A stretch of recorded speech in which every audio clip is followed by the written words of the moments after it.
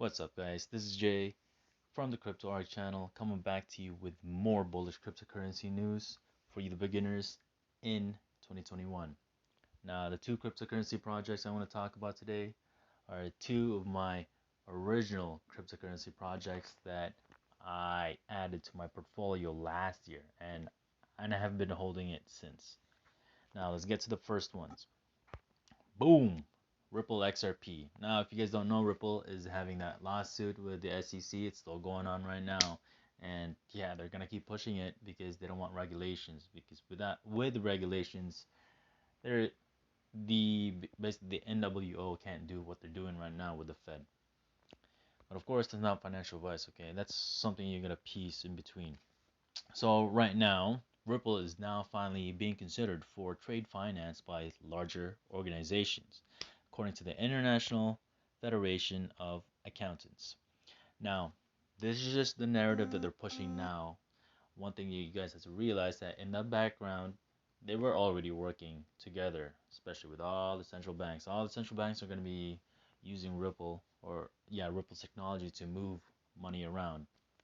Now, the current issue right now with the SWIFT system is that, let's say a person from Canada wants to transfer money to Philippines or another third world country.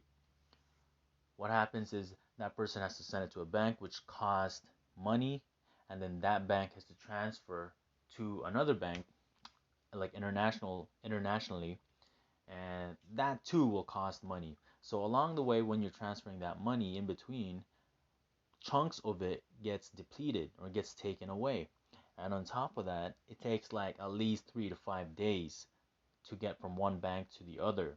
So it does take a while if you're doing cross-border payments. Now, another issue is that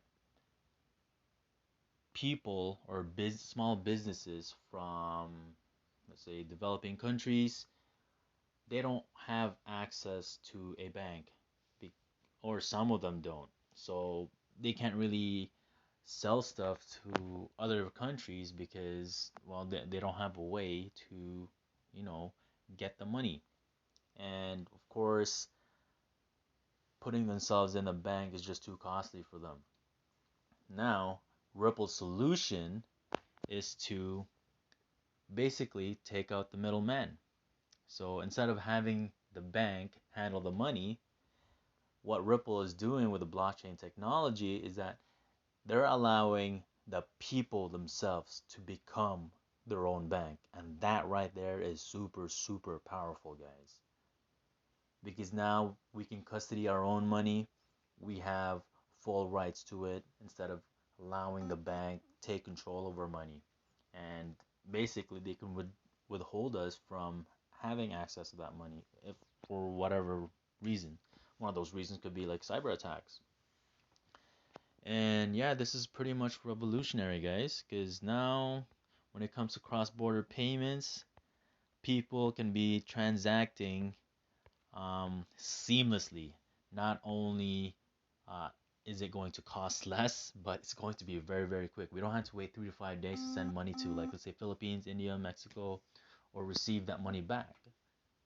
And also, we don't have to worry about, let's say, like if we send $1,000, we don't have to worry about them only getting like $800 in the end.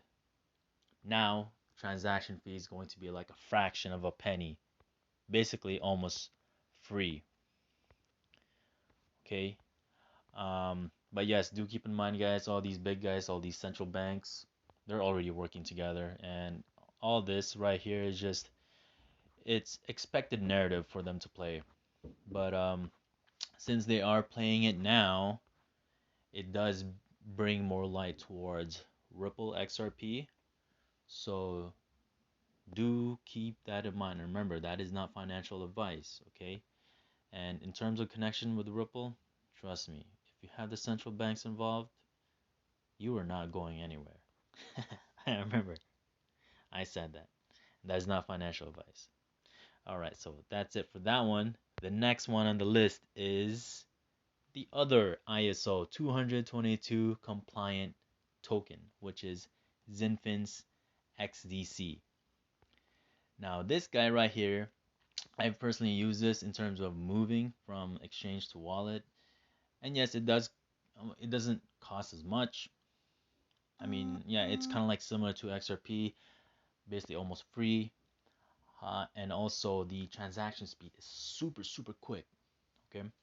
Now, one of the current issue right now when it comes to DeFi is Ethereum's congestion fees, or Ethereum's congestion in general.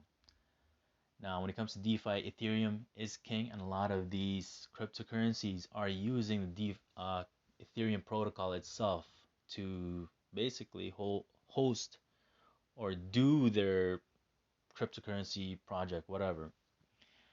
And that is definitely adding a lot of work to the Ethereum network, and of course, it's causing congestion. If you're trying to do a swap in the Ethereum network, it's going to cost you a lot of money, and on top of that, it's going to be really slow. Now, I personally have done an Ethereum transaction in the past, like around November or so.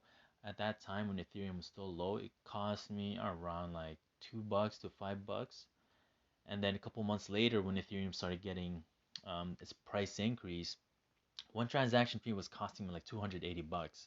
I didn't go through with it, but like it was just I wanted to see what it would look like in terms of dollar price, and that was insane. That's not scalable. And on top of that, I got another friend that was doing was trying to move an ERC coin. It's called Pundi at that time. Yeah, he pretty much lost a lot of money because it wasn't secure. He tried to do the transaction fee, it didn't go through.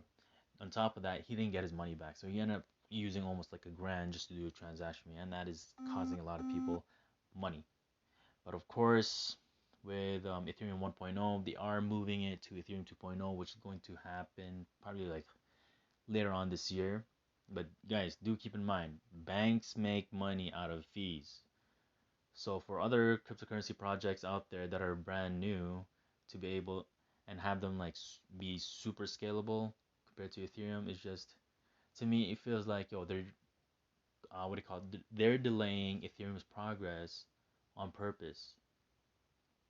And basically all these other projects are noticing that. So other projects in that involve smart contracts are pretty much helping with the congestion fees by having their projects that are sitting on top of that Ethereum platform, migrating it to theirs, therefore giving Ethereum less work to do.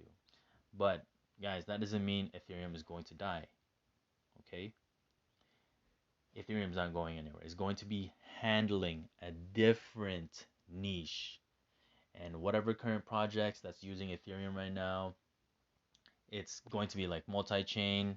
They're going to be migrating towards other projects as well, like let's say Cardano, Polkadot, Tron, Zilliqa, Flare, and Ocosmos, Solana.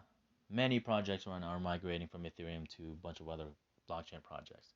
And that's a good thing because that furthers decentralization as well, because now every single network is connected to a different network and not just one big whole platform.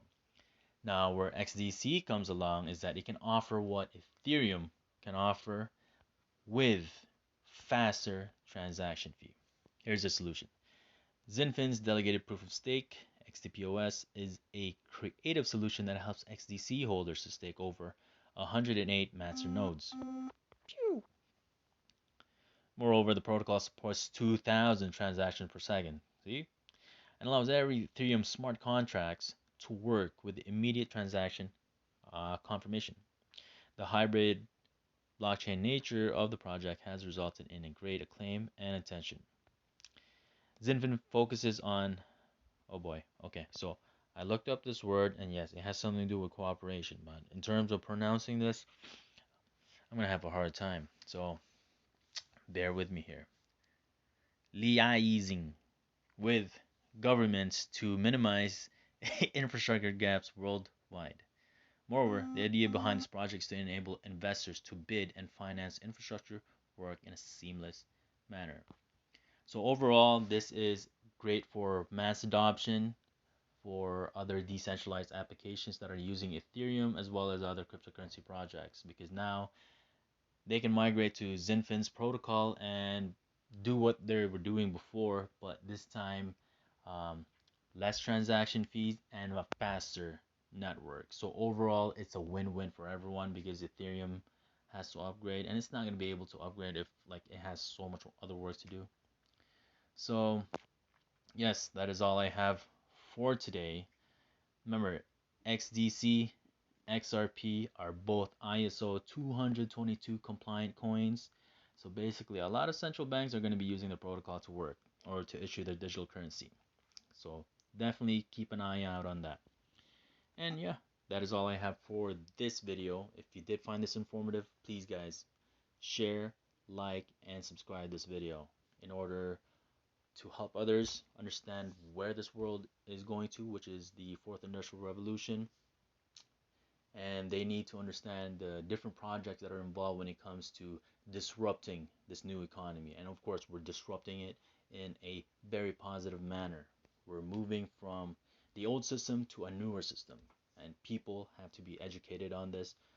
Otherwise, they're going to have a hard time transitioning. So please, please share this video around because it also helps the channel grow. Also, I have a new crypto pick, but I'm not going to be sharing that with you guys just yet. I'll make the video a couple of weeks later. If you do want this pick right away, you know, get in early so that way you write it up, make some easy money. Please do subscribe to my Patreon because I will be posting my picks there, as well as other important cryptocurrency news before I release it in a video. And yeah, the link to my Patreon is down below in the description. So yeah, do keep that in mind. And yeah, that is all I have. Thank you so much for listening. And remember, XRP, XDC, they're good to go.